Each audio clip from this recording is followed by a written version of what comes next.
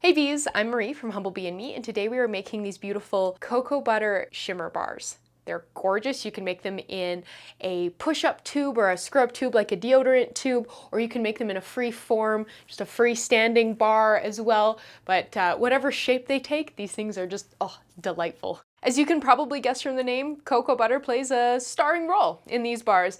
It's where all of our scent comes from, as well as the bulk of the bar. It provides, the hardness, and it's well over 70% of the bar. So you definitely want to make sure that your cocoa butter is great. I highly recommend getting the most fragrantly wonderful cocoa butter you can find for these bars. Because that's where all the scent comes from, and then the bars smell like chocolate, and it's just so good. Alternatively, if you really don't like the scent of chocolate, source yourself some deodorized cocoa butter and use that instead. Our shimmer and color comes from two ingredients, some bronze mica and some gold or bronze glitter. And so the glitter I'm using is a new product from Humblebee. It is bio glitter, so it's biodegradable glitter. You may or may not know that traditional glitter is traditionally plastic, and so it's not biodegradable, and it's very, very small, so it can be an issue as a pollutant. So I'm really excited to see bio glitter being more and more readily available. This stuff is beautiful. You really can't tell a difference between it and traditional glitter. It is sparkly and colorful and fun and fantastic, and in keeping with glitter everywhere in my house now and all over my body. But it's so much fun. It's a wonderful product. I really recommend checking it out, and I'm really happy to have a more environmentally friendly option for some sparkle. You're going to want to make sure that you bring these bars to trace before you pour them into your mold.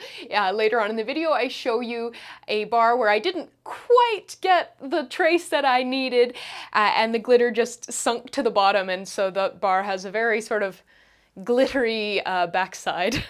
Just a reminder, if you want to learn more about this recipe, please go down to the description box below this video and click through to find this recipe on my blog on humblebeeandme.com. There's a lot more information there, information about substitutions, scaling, shelf life, where to buy ingredients, and a whole lot more. So I highly recommend checking that out if you have a question. But come on, let's get started. We'll begin by combining the ingredients for our heated phase in a small, heat-resistant glass measuring cup. Make sure whatever you choose for your melting vessel is tempered glass or metal so that you don't risk it shattering or cracking when you put it in the ice bath. So, you're going to need 22.8 grams of beautiful, unrefined cocoa-scented cocoa butter, 2.1 grams stearic acid, 1.5 grams C12 to 15 alkyl benzoate, and 2.25 grams of mango butter.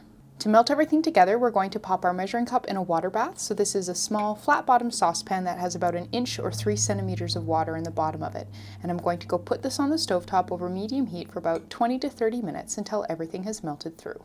While our heated phase melts through, we're going to weigh out the ingredients for our cool down phase. So we're going to need 0.15 grams of vitamin E, 0.975 grams of mica, and I'm going to be using this sun-kissed shimmer mica from Humblebee, and 0.225 grams of biodegradable glitter. So this is Allure Pale Gold from Humblebee.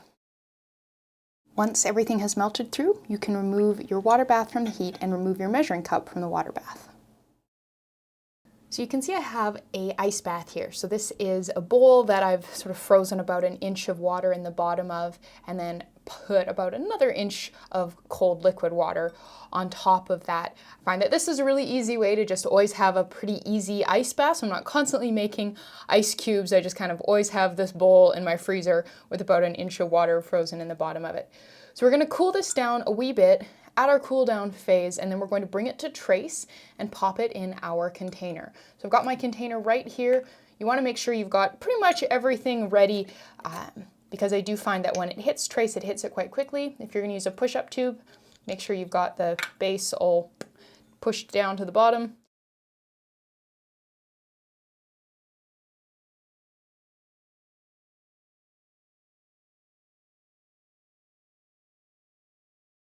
So I think we're almost there.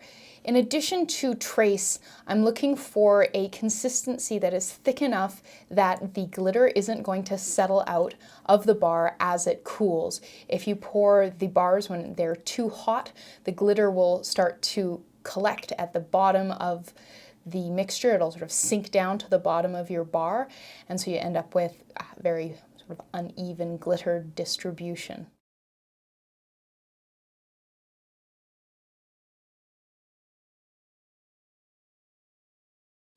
All right, we're ready to move. It's starting to thicken up really quite quickly now, so pour, pour, pour. And now I'm going to go put this in the fridge to fully set up. While the bar sets up in the fridge, I wanted to show you a couple different versions I did, just to show you how tweaking the amount of mica can really change the color of the end product.